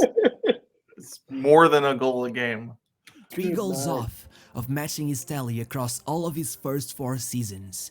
This was the year of his breakthrough into all-timer status. Yeah. To finally take on the Ballon d'Or, all he needed was a solid start to the season, and though he slowed down a bit, playing 22 more matches and being involved in 20 goals, he picked the perfect times to pull off perfect performances, winning the Spanish Super Cup while scoring 2 goals, the European Super Cup while assisting the only goal, and even the Club World Cup, scoring in both matches. When the ceremony came around, there was no discussion. With more than double the points of second place Cristiano Ronaldo, Lionel Messi was officially head and shoulders above everyone else, the best player in the world.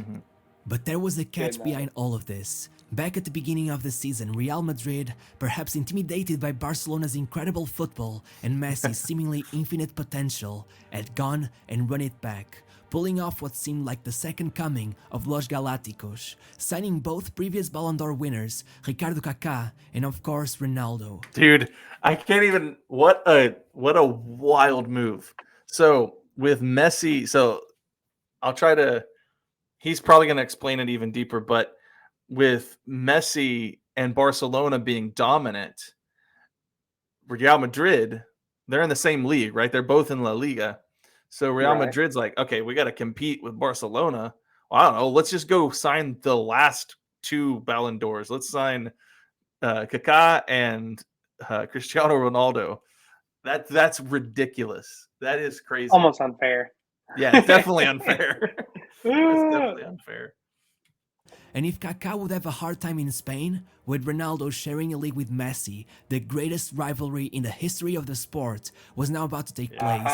And with Messi taking the Ballon d'Or, he had just taken the first swing. Yeah, this is why I said I remember more of Ronaldo at Real Madrid, because that's where him and Messi were having the most clash. It was one I didn't even know that they hit. played in the same league together. Yeah, and in the El Clásico, the great rivalry, Barca Real Madrid, that's El Clásico. So to have the 2 best players in the world playing on opposite sides of El Clásico, that had to have been just magic. What a dramatic league. Crazy. After winning the biggest award in the sport, some players feel they have done it all and begin slowing down, but Messi went the complete opposite way. It just kept getting better.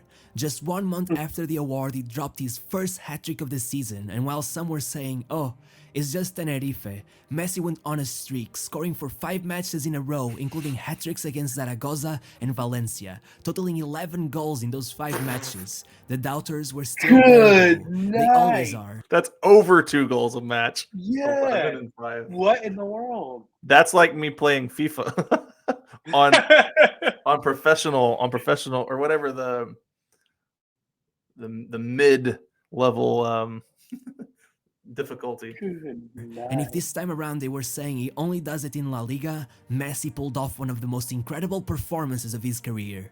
After a first leg draw, Arsenal went in front at the Camp Nou with only 18 minutes on the clock. What followed was proof that at 5'7", Messi was a weapon of mass destruction. If the first goal was like a missile, the second was a cold dagger to the heart. By the time the third came around, it was like Messi was just showing off, shipping the keeper in the most effortless of ways. By halftime, this was already one of the best performances ever seen. But right before the final whistle, Messi made sure to score his 4th goal of the match. This one was just embarrassing. Oh, Messi yeah. wasn't just... Is this the goal? Chat can help me out. Is this the goal where he KO'd the player? Where it's like, I remember it from a highlight where it's so embarrassing for the defender. Like, he just makes him look absolutely silly. It's one of my favorite goals to watch. Going around with their defenders, it was dancing on their grave. The next Champions League tie saw Messi meet another of his future nemesis. Messi was about to meet Inter Milan, and the man in charge was Jose Mourinho. Barcelona were favorites, but an incredible first-leg performance by Messi's international teammate Diego Milito saw them lose 3-1. The entire world had to hold their breaths for a week as they awaited the second leg. Everyone was having premonitions of the beating Inter was bound to be on the receiving end of. After all, back in 2010, most thought Barcelona was pretty much unbeatable, and with Inter reduced to 10 men right from the beginning of the match, there weren't many betting on them making it through. That match is now remembered as Mourinho's Airbus, as many said that parking the bus was an understatement. All right, so if you ever hear me say parking the bus like Mourinho, Mourinho was the coach, and his tactic was basically, hey, we're going to put all our defense back on the goal, and we're just going to let you pressure, and then we're going to score off a deadly counterattack. So basically, like, parking the bus is, hey, we're pulling all of our players. Everyone's playing back, basically. So, yeah. So that's a bit extreme. Yeah, it's a very extreme tactic. But anyway, I mean, a lot of teams do like the defensive tactic where it's like, hey, we're gonna play back, and then we're gonna wait for a counterattack. So we're not gonna be an attacking team. But Mourinho like exaggerated it. Made it like he was known for this. He parked a whole airplane. If Barcelona played exciting attacking football, that day Mourinho gathered his troops and played 90 minutes of the most pragmatic and defensively sound football ever seen. Barcelona would only manage 1 goal and would be out of the competition. Messi seemed to be pissed off at this elimination, and so, for the rest of the season, he scored in every single match. Essential as Barcelona barely edged it past Real Madrid as they won the league. But also essential in another way. With these goals, Messi totaled 47 for the season, tying Ronaldo Phenomenal for the most goals scored in a season by a Barcelona player. We were at the edge of what was bound to be Messi's prime, and no one could wait to see how it went. We're not even to the best years of his career yet. Like, this is his ascending. Yeah, I think there's a year coming up where he scores like something absurd, like 80 goals in a calendar year or something like that. Dude. Over the summer, Messi took part in the 2010 World Cup, being coached by none other than Maradona. Though many hoped this pairing would bring Argentina a lot of success, the tournament was a major disappointment, with Messi failing to score a single goal and only getting 1 assist before Argentina was embarrassed in a 4-0 defeat to Germany. Regardless, Messi made sure to be incredible right from the start of the next season. Shockingly, Barcelona had lost the first leg of the Spanish Super Cup 3-1 against Sevilla. And so in the second leg, Messi did what only he could, scoring a hat-trick to ensure Barcelona wouldn't start their season with a loss. Hat-trick is 3 goals. I don't know if you probably knew that. I just wanted to... yeah. Okay. All the way until December, he seemed determined to make sure that not winning the Champions League wouldn't lead him to lose out on a Ballon d'Or. Every match seemed to have something special from him.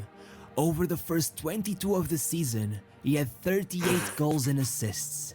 I had to go back and check my stats for this one. It's that impressive. It's in crazy. just one match against Almeria, Messi was involved in 5 goals, and in another occasion, his 2 assists helped Barcelona beat Real by not 2, not 3, but 5 goals. Just incredible. No matter what anyone else had done that year, when the voters were told to pick the best player in the world, the answer came naturally, and it was Lionel Messi, a Ballon d'Or winner yet again. To celebrate, he would begin 2011 with a hat-trick against Atletico de Madrid and a brace against Arsenal once again. In March, he played Real Madrid 4 times in the space of 17 days, and now... a brace is when a player scores 2 goals in a game. I learned that a while back. And so hat-trick 3, braces 2. They were coached by Mourinho. If Messi already had enough reason to be seeking revenge from him, after drawing the first match and then losing the Copa del Rey final to him, he was probably willing to do anything to get it. So when they met for the Champions League after a goalless 77 minutes, first, Messi put one in between Casillas' legs and then scored one of the best goals of his career to make it 2. As the commentator said, here goes Messi away from 1, 2, 3, and 4. Wonderful, wonderful, wonderful. After a second leg draw, Barcelona was in the final once more. The public had no doubt in their mind Barcelona was the best team of all time, and Messi was at the center of it. They would go in front early, but even faster, United would tie the match through Wayne Rooney. The tie was kept all the way till the second half. But then, Messi, who of course couldn't let the game pass without leaving his mark, put Barcelona in front. Eventually, it would end 3-1, making Messi an European champion for the 3rd time in his career at the age of only 23. The age of 23. If that isn't a prodigy, I don't know. It's crazy. Dude, his career achievements at 23 are enough for to be considered a great player. It's only 23. Know what is. And so we arrived at the 2011-2012 season. That year, Messi didn't win the league or the Champions League. To any other player, it would be pretty much impossible to say something like this, but still, that season was easily one of the greatest of any player ever. Maybe even Messi's best, despite the lack of those 2 trophies. If so far, his tally of goals and assists was borderline unbelievable, this year, it had to be some sick joke. They say a season with 40 goals and assists is a standard for a great forward. Messi at 40 goals and assists by November. How can... What? I think this is the... Someone says up here, 91 goals in the calendar year. This is the craziest statistics of a player. Anyone possibly be that good at anything? Over the first half of the season, Messi got 3 goals and 2 assists in the Spanish Super Cup against Real Madrid, 1 goal and 1 assist in the European Super Cup, scored 2 in the final of the Club World Cup, winning every single one of those tournaments, and once again winning the Ballon d'Or, tying Platini, Van Basten, and Johan Cruyff as the player with the most Ballon d'Ors ever won. Keep in mind, Messi was only 24 years old. Over the turn of the year, he slowed down a bit for around a month, but from there on out, it was somehow even better than during the start of the season. In February, he scored 4 against Valencia. In March, he scored 5 against Bayer Leverkusen in the Champions League, which made him the first player to score 5 goals in a knockout stage match. That same month... Wait, I don't think that actually registered just now. 5 goals. 5 goals in a knockout match. It's not just like he's playing some bottom of the league team. No, this is the knockout round of the Champions League. 5 goals in that. That's insanity. That is crazy. We're only at what? He's 24 right now? Yeah, 24, yeah. And I already get the hype. I get the hype. This is insane. Crazy too to have 3 Ballon d'Ors at this age. They named some players who had 3. Wait, so you're saying Haaland did that as well? 5 goals in a Champions League game? Well, that's crazy. But for Messi to be like the 3 Ballon d'Ors at this point is really crazy. They showed Van Basten, who was I just reacted to him for my YouTube channel. He had 3 Ballon d'Ors, and his career ended by the time he was 28. But he could have, by injury. So he retired at 28. But he could have been he probably could have won more. He was an amazing player too. But so Messi's in that category at 24 years old. That's crazy. He got another hat-trick in the league, making him Barcelona's all-time top scorer at the age of only 24. But unfortunately, in April, he failed to get a goal in either leg against Chelsea, and against all odds, they were out of the Champions League, despite breaking several records along the way. With 14 goals, he even tied José Altafini for the highest scoring Champions League season of all time. The record had been untouched for 45 years. Besides that, despite this relatively lateral change, some worry that anything could be enough to disturb the seemingly delicate balance that had made Messi the best in the world. But then, the season started. At first, his streak of bad luck trophy-wise would continue, losing the Spanish Super Cup to Real Madrid, despite scoring 1 goal in each leg. But then, they immediately proved there was zero reason to worry as long as Messi lived. By December, he had finished the year with 91 goals, breaking yet another of Gerd Muller's records, this time around for the most goals ever scored in a single calendar year. This was a type of record that defines a career. It should not be possible for someone 91 to do this in modern football. But that year, Messi went above and beyond when it comes to goal scoring. Even when compared... I don't know. I doubt anyone's broken this. I don't know that it's even possible to do that. It seems like one of those like unattainable, like Wilt Chamberlain scoring 100 in a game kind of like. It's like you can get close, but 91 goals in a calendar year. That's just I don't see. Dude, we're closing in. We're like 20 minutes left. So close. Oh my gosh. To himself, he never achieved such numbers. In the second best year of his career, he scored only 60. And yes, I'm using the word only very loosely here.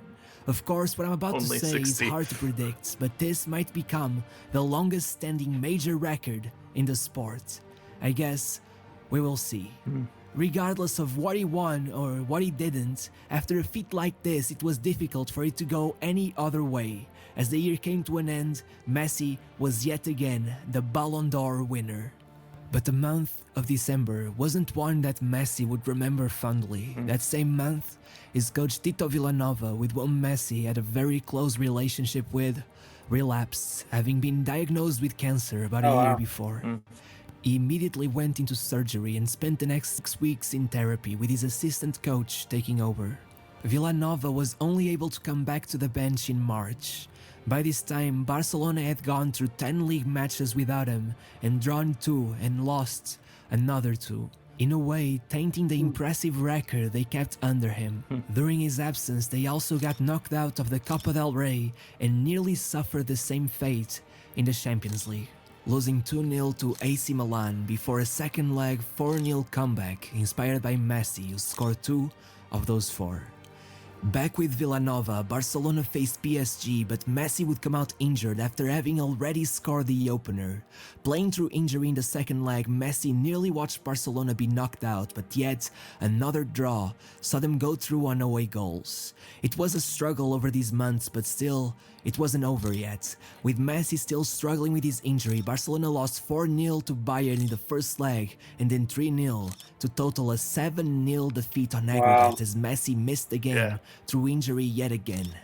As what might be the only positive takeaway from this moment, Messi kept scoring in the league despite the injury, totaling an impressive record of 21 consecutive games with at least 1 goal, breaking the all-time consecutive goal-scoring record of any league in the world. It's almost unfair. Yeah, it is. Yeah, it's almost unfair. It's kind of mind-boggling. It's just like, wait, a real human can do this? Like, dude, you don't hear of this happening from in any league for any player other than this guy. But for this streak, he managed 33 goals, lasting for most of the league season, where he only failed to score or assist twice. Besides this, Barcelona also drew only 1 match after Tito's comeback and finished the season with a league record of 100 points. Imagine what could have been had Tito Villanova never relapsed. The lowest low was yet to come though, as Villanova acknowledged that his treatment was affecting the squad and made the decision of stepping down as head coach. Gerardo Martino took over, coming from Messi's childhood team Newell's Old Boys. Besides the new coach, Neymar, who was the second piece of the trio that would eventually conquer the world, also joined the club. But still, that season would be sort of a disaster, with Messi going through 4 injuries that saw him miss a total of 12 matches.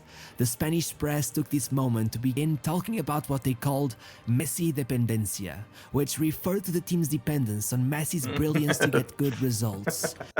Wow. Messi dependence, yeah. Barcelona's dependence on Messi to perform well in games as a team. That's funny.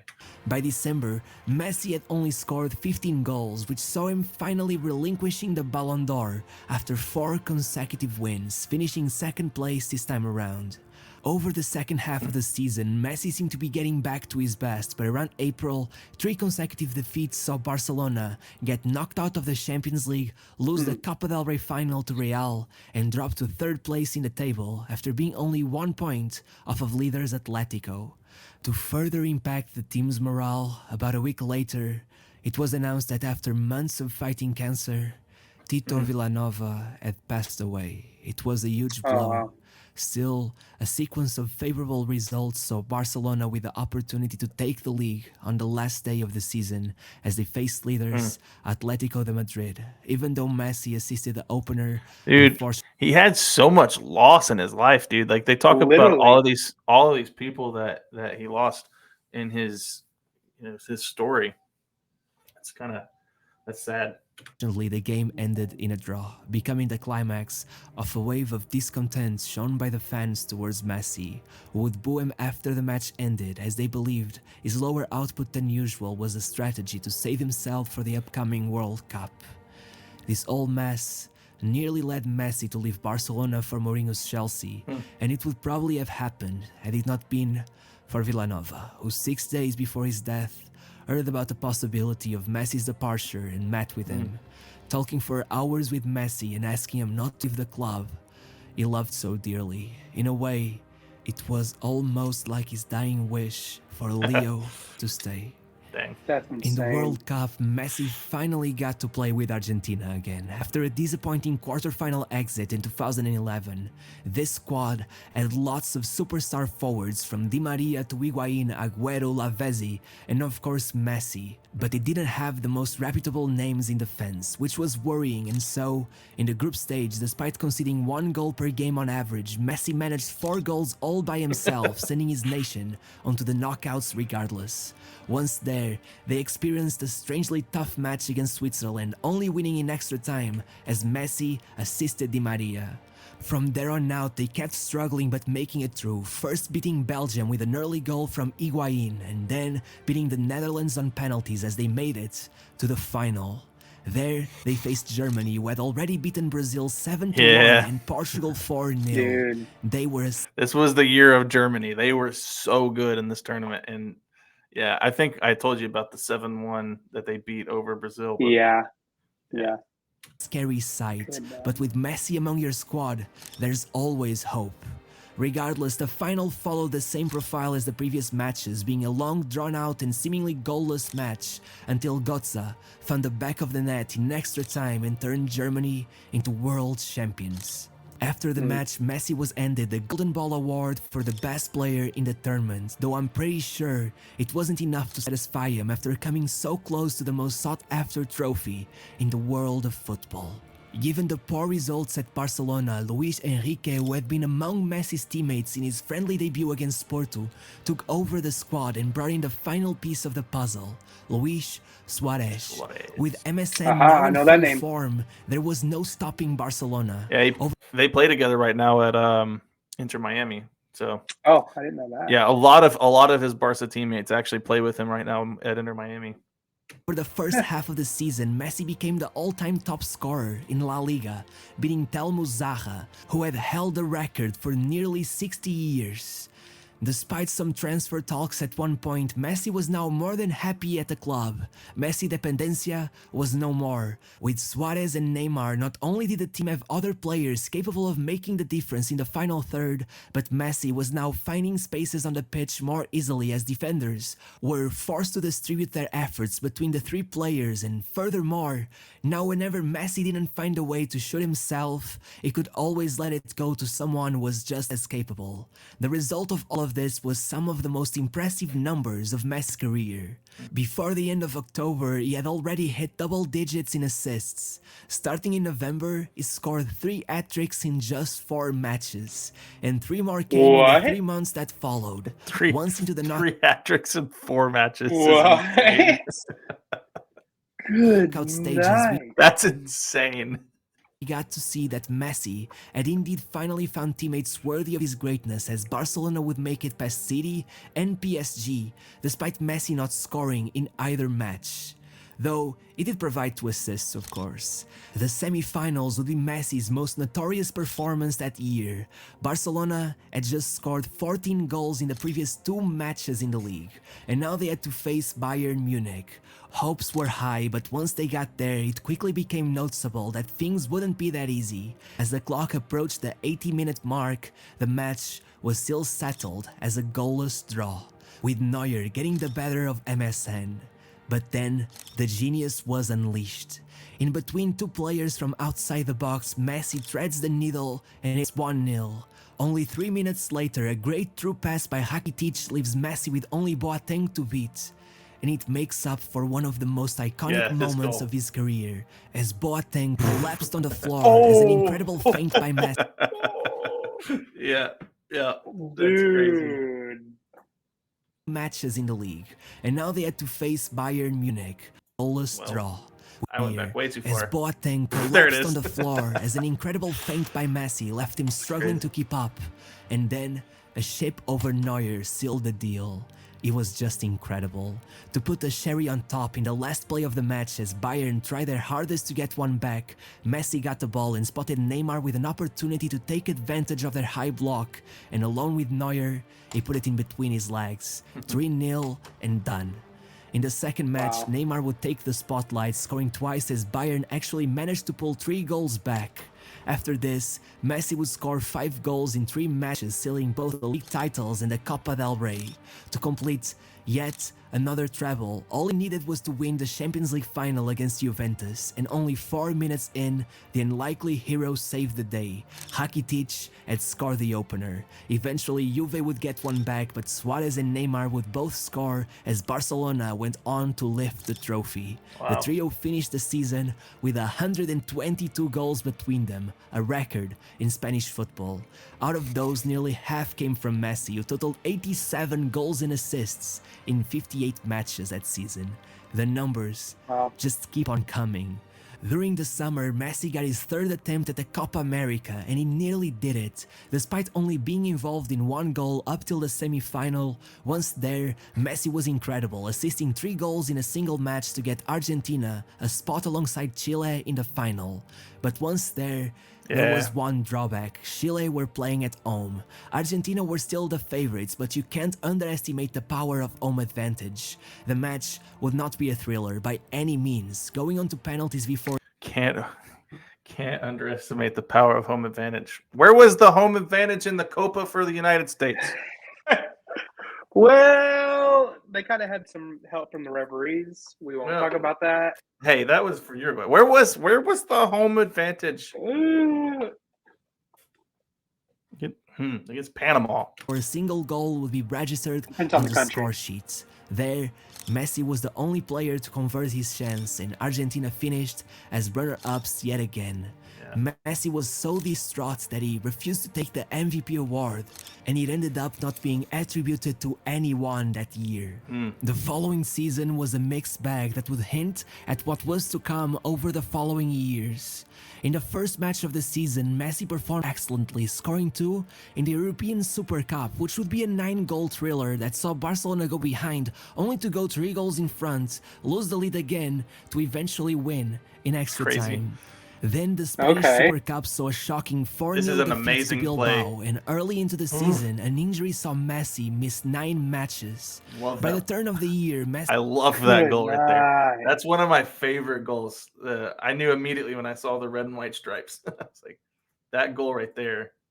Spanish Super Cup saw a shocking 4-0 defeat to Bilbao, and early into the season, an injury saw Messi miss 9 matches.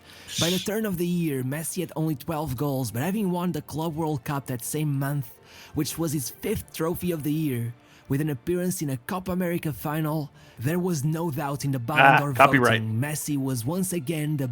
Whenever it blurs like that, he got copyright claimed. Best player in the world, getting his 5th award. Over the first few months of the second half of the season, Messi began playing a lot better, getting 3 hat-tricks and even assisting Suarez from a penalty kick. A strange moment was later revealed to have an endearing backstory. The idea came as a tribute to Johan Cruyff, who used to perform that same penalty routine back in his day and was now battling lung cancer. When asked about it, Cruyff said he was very emotional to see it being done again. Then came a period of poor form by Messi that saw Barcelona win only 1 of 6 matches, reminding everyone that the famous Messi dependencia wasn't something the club had fully recovered from, especially as it led to their elimination from the Champions League. Messi finished the year with a massively important 12 goals and assists in 7 matches, winning the Copa del Rey and making sure Barcelona didn't slip to 2nd place in the league, as they finished only a mere point in front of Real Madrid.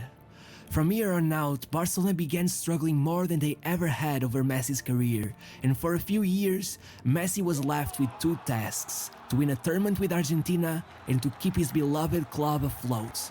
Right from the summer that followed, Messi got another opportunity to get to the top with Argentina, as the Copa America was played out once more to celebrate its 100-year anniversary. Things started going wrong when Messi suffered a back injury and missed the opening match against Chile. Following this, he was benched against Panama, and as the public began worrying for his fitness, Messi came in with 29 minutes left on the clock, and somehow, he scored a hat-trick. It was time to get to business. No way. Hat-trick only 25 minutes. That's ridiculous. That is so ridiculous. But yeah, here you're going to start seeing, I guess, because the failures with Argentina started to create a narrative around Messi that he wasn't the GOAT. It was kind of like kind of what you would see, sort of similar to LeBron, in the fact that I don't think he's the GOAT, but there was a lot of discrediting of LeBron because it's like, well, he's really great, one of the best we've ever seen, but he just can't win when it matters. That kind of narrative started with which is ridiculous because he'd already won so many Ballon d'Ors, individual awards, and so many European championships and club championships, but without having won with Argentina, like there was a little bit of a blemish on his record, and especially among the Argentina fans, they really hated him for a little bit there. Oh wow, I didn't know that. Oh yeah, there's clips of them burning his jersey and things like that. Good night. I'm sure he'll cover it. After another match on the bench, Messi played the quarterfinals against Venezuela, and not only did he score, but he also got 2 assists. The next match they met the USA, and once again 1 goal and 2 assists for Messi, who by now was averaging a goal contribution every 28 minutes in the competition. I can't stress this enough. 1 every 90 is great. 1 every 50 is insane. Right. 1 every 28 minutes. Ridiculous. Well, that's Lionel Messi, ladies and gentlemen. With performances like this time had to be it. This was the tournament where Messi brought glory to Argentina. What followed was much different though. It was perhaps the biggest heartbreak of his career. Once again, no goals would be seen in a final, and a penalty shootout would ensue. Messi would miss, and eventually, as Biglia missed as well, Argentina were runner-ups for the 4th time in Leo's career. It was a catastrophe. After the match, Messi would be in tears, absolutely heartbroken like we had never seen him. I bet. The words that followed shook the entire nation. At a mere 28 years of age, Messi announced his retirement from the national team. Wait, Argentina what? I could didn't know not that let either. this happen. Yeah. So Neither did I. I just learned this in one of my last Twitch streams, and everyone was like, they punished me. They said, you need to react to more Messi videos because how dare you not know that he retired? I didn't. everyone got to work. At the airport, the fans chanted, "Don't go, Leo." The president personally contacted him and gave a public speech saying Leo was the best thing the Argentinians had. The mayor of Buenos Aires unveiled a statue in his honor. The people were gathering by the thousands to protest his decision. It was apparent to everyone that the people of Argentina would move mountains to get him back. I'm confused.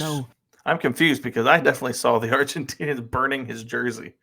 Only about 2 weeks after it was confirmed, a full U-turn happened and Messi was in the team sheet for the upcoming World Cup qualifiers. It just had to be done. Messi could not go on without the Albiceleste. Given the start of the season, it's hard to believe that 2016-2017 would be one of the most disappointing seasons in Messi's career. But it was. 16 matches in, La Pulga at 26 goals and assists, among them a hat-trick against Man City. Messi had scored in every group stage match he had played in, totaling an astounding, unbelievable 10 goals in 5 matches. But then it all crumbled, and it crumbled fast. As first it seemed they would be out in the round of 16, but in one of the most unbelievable comebacks ever seen, Barcelona made it back from a 4-0 defeat to PSG. Bro, this one right here is probably the greatest comeback of all time. They were down 4-0 in the first game. They lost the first game 4-0. And I think I told you about this in the Beauty of Football game. Yeah, you mentioned it. Yeah, then they came here and they had to score 6 goals because PSG scored 1 in this game. So, yeah, they won 6-5 on aggregate. Wow. It's crazy. But then, unfortunately, Juventus gave them no chance, winning 3-0 on aggregate as Messi finished the knockout stage with only 1 goal to his name. It truly happens to the best of us. La Liga was out of their reach as well that season, and the only bit of hope would come as Messi scored and assisted in the final of the Copa del Rey for what was their only trophy besides the Super Cup that year. But that wasn't even the worst part of it all. This season saw Neymar leave and the return of Messi dependencia under new coach Ernesto Valverde. And boy oh boy, it was coming like never before. Right from the bat, the season started with 2 defeats to Real Madrid, then followed by a hat-trick against Espanyol, 2 against Juventus, and 4 against Eibar. Messi was clearly blowing off some steam.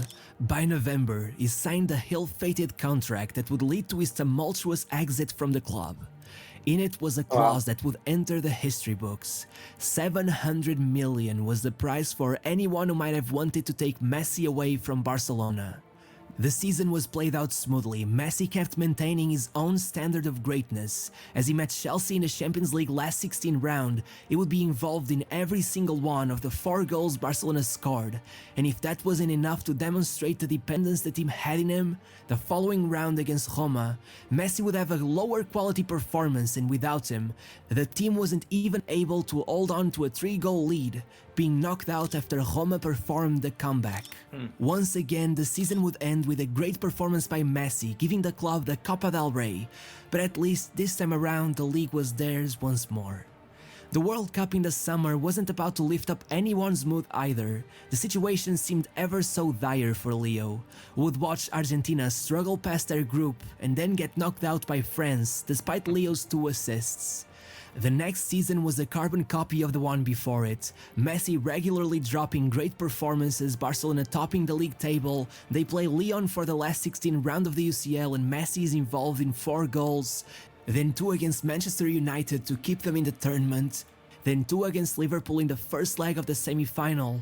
But as soon as he has an off day, Barcelona goes down and loses 4-0 to Liverpool, somehow conceding to a massive comeback yet again. Bro, I just reacted to that for Patreon, by the way, $5 tier. I reacted to this one. This was crazy.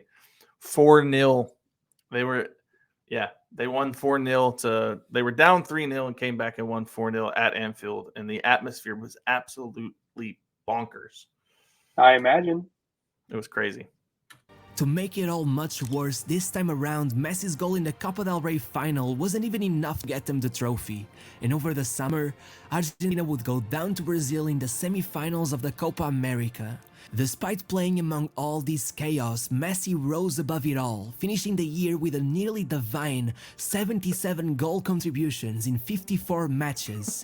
And despite Van Dijk having won the UEFA Player of the Year award, Messi's numbers were just too impressive, given his struggling squad, and so he was awarded with his sixth Ballon d'Or, double the number anyone had accumulated before his debut. The second half of the season would be a mess though, with the pandemic coming in between. Messi would only get 16 goals throughout it. Going out of the Champions League in was by this year doesn't count. I don't count any pandemic year doesn't count across any sport in my book. Like it just wasn't without having fans in the stands. Sure the players played, but I don't really. To me, it was just like a dream. It's not the same. Yeah, it's a bad dream. Bad dream, yeah. Far the toughest defeat of his career, 8-2 to Bayern Munich, finishing the season without a single trophy and getting only 31 goals. That's not nice. 8-2. Dude, I don't know much about football, but 8 goals in a single 8-2, especially when you're a caliber of Barcelona, that's embarrassing. Yeah. Yikes. Dude. His worst tally since he was a teenager. Barcelona was going through an absolute meltdown. There was no way of hiding it anymore. And so, Messi sent a fax to the club's board announcing his wish to leave the club. It was time. The king of Barcelona had ruled and served these people for longer than anyone would have expected. He had survived it all and was now willingly stepping off his throne.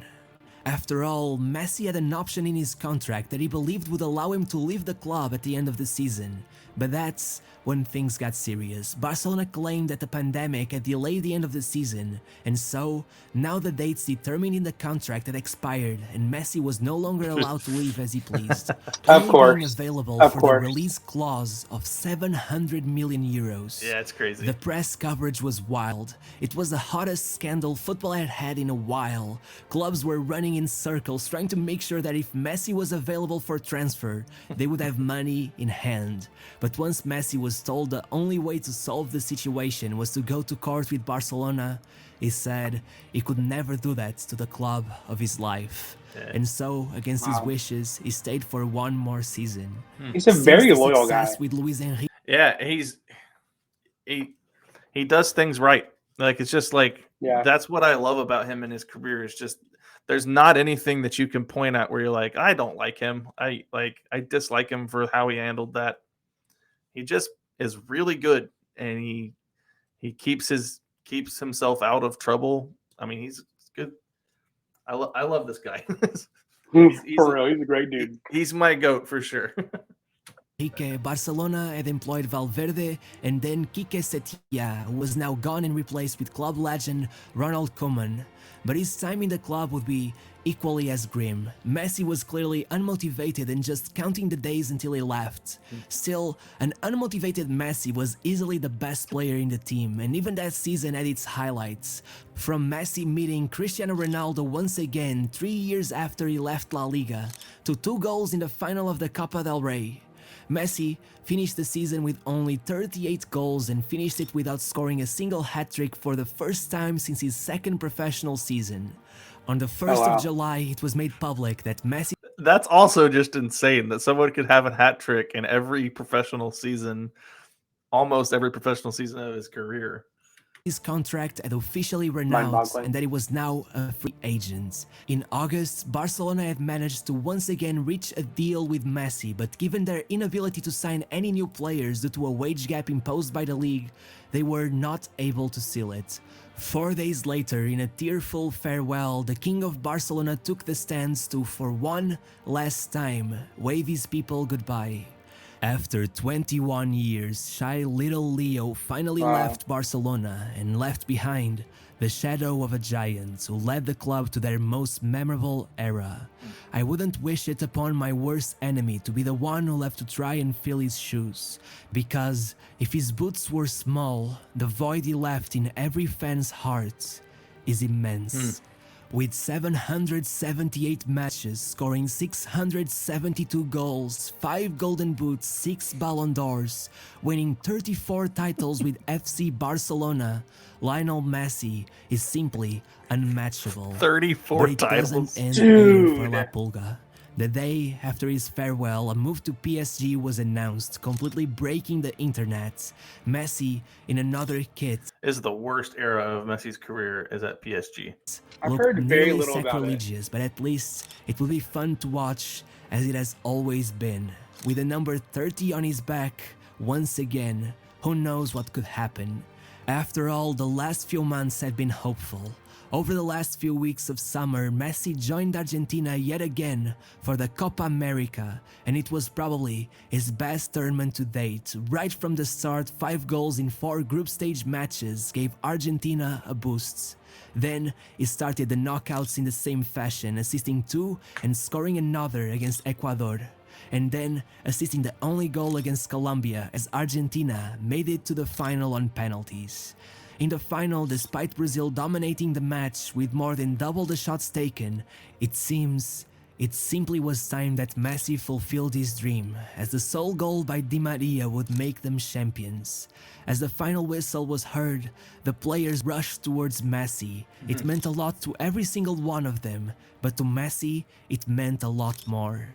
Seeing him finally win the trophy was something that arrived at the perfect time, a time of transition, a time when the world awaited to see what was next for Lionel Messi. And just like that, we finally get to the end of this series, and of course, I gotta mention it. Messi won another Ballon d'Or. It's 7 now. This video is a little old, so he Absolutely unbelievable. So I thought this was wanted recent. to make sure that I left a little note at the end of the video, just showing that I am aware of what happened.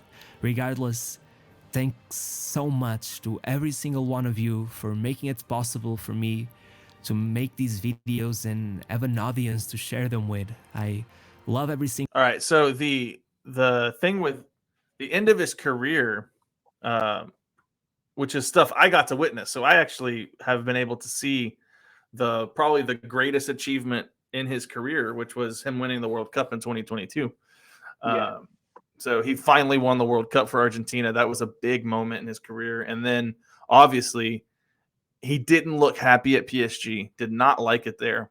So he signed with Inter Miami, and he's playing in the MLS here in the United States, and reinvigorated the love of this game for everyone here. So like he has injected like just a shot of just enthusiasm in Americans, because like you can walk through major stores, you'll see Messi posters on the walls. You see him everywhere. So it's starting, or at least I'm starting to notice it more, I guess. But no, I remember the day that whole thing broke down. Like I football was not a huge thing at all here. No. Literally not at all. But I remember the day that the contract resigned, and I was like, what? Hold on. Because everybody knows the name. Even if you don't like the sport, if you don't watch the sport, you know the name. I didn't. So, 2 years ago. You did it? No. No way. No, I knew who he was. I mean, like, I knew who he was, but I never thought that he would come here. Yeah. I'm one of the ones. I was so bad. I was so bad off. I didn't know who he was. Yeah. But anyway, yeah, he's his career, like, easily, to me, after watching this video, like, I would have said he was the GOAT far before he won that World Cup with Argentina. But it was kind of like that, like, nail in the coffin. Yeah, absolutely. Yeah. He's the greatest of all time. He's achieved everything. All right. So this has been a fantastic YouTube video. If you watched this entire thing, shout out to you for the channel analytics. Like, this is going to be, we're at 2 hours on this stream. It'll probably be close to that on YouTube. There will be a few edits probably. So thank you guys so much for liking the video, and I apologize to everyone. I'm going to have to end the stream very soon because my wife is going to be wanting me to. I was supposed to help her setting up for her dad's birthday party, which happening in a few hours. Ooh. And so, anyway, wait, Evie, hit me with that crazy stat first. What's the crazy stat that I need to know before I hop out of here? We'll have to wait. But yeah, anyway, scroll up in the chat. Wait, where is it at? It's a highlighted message. Highlighted message. It's not highlighted on this. I switched software so that we could. I don't even know. My bad. I can't see the highlighted chat like I could on my Streamlabs, but anyway. Goodness.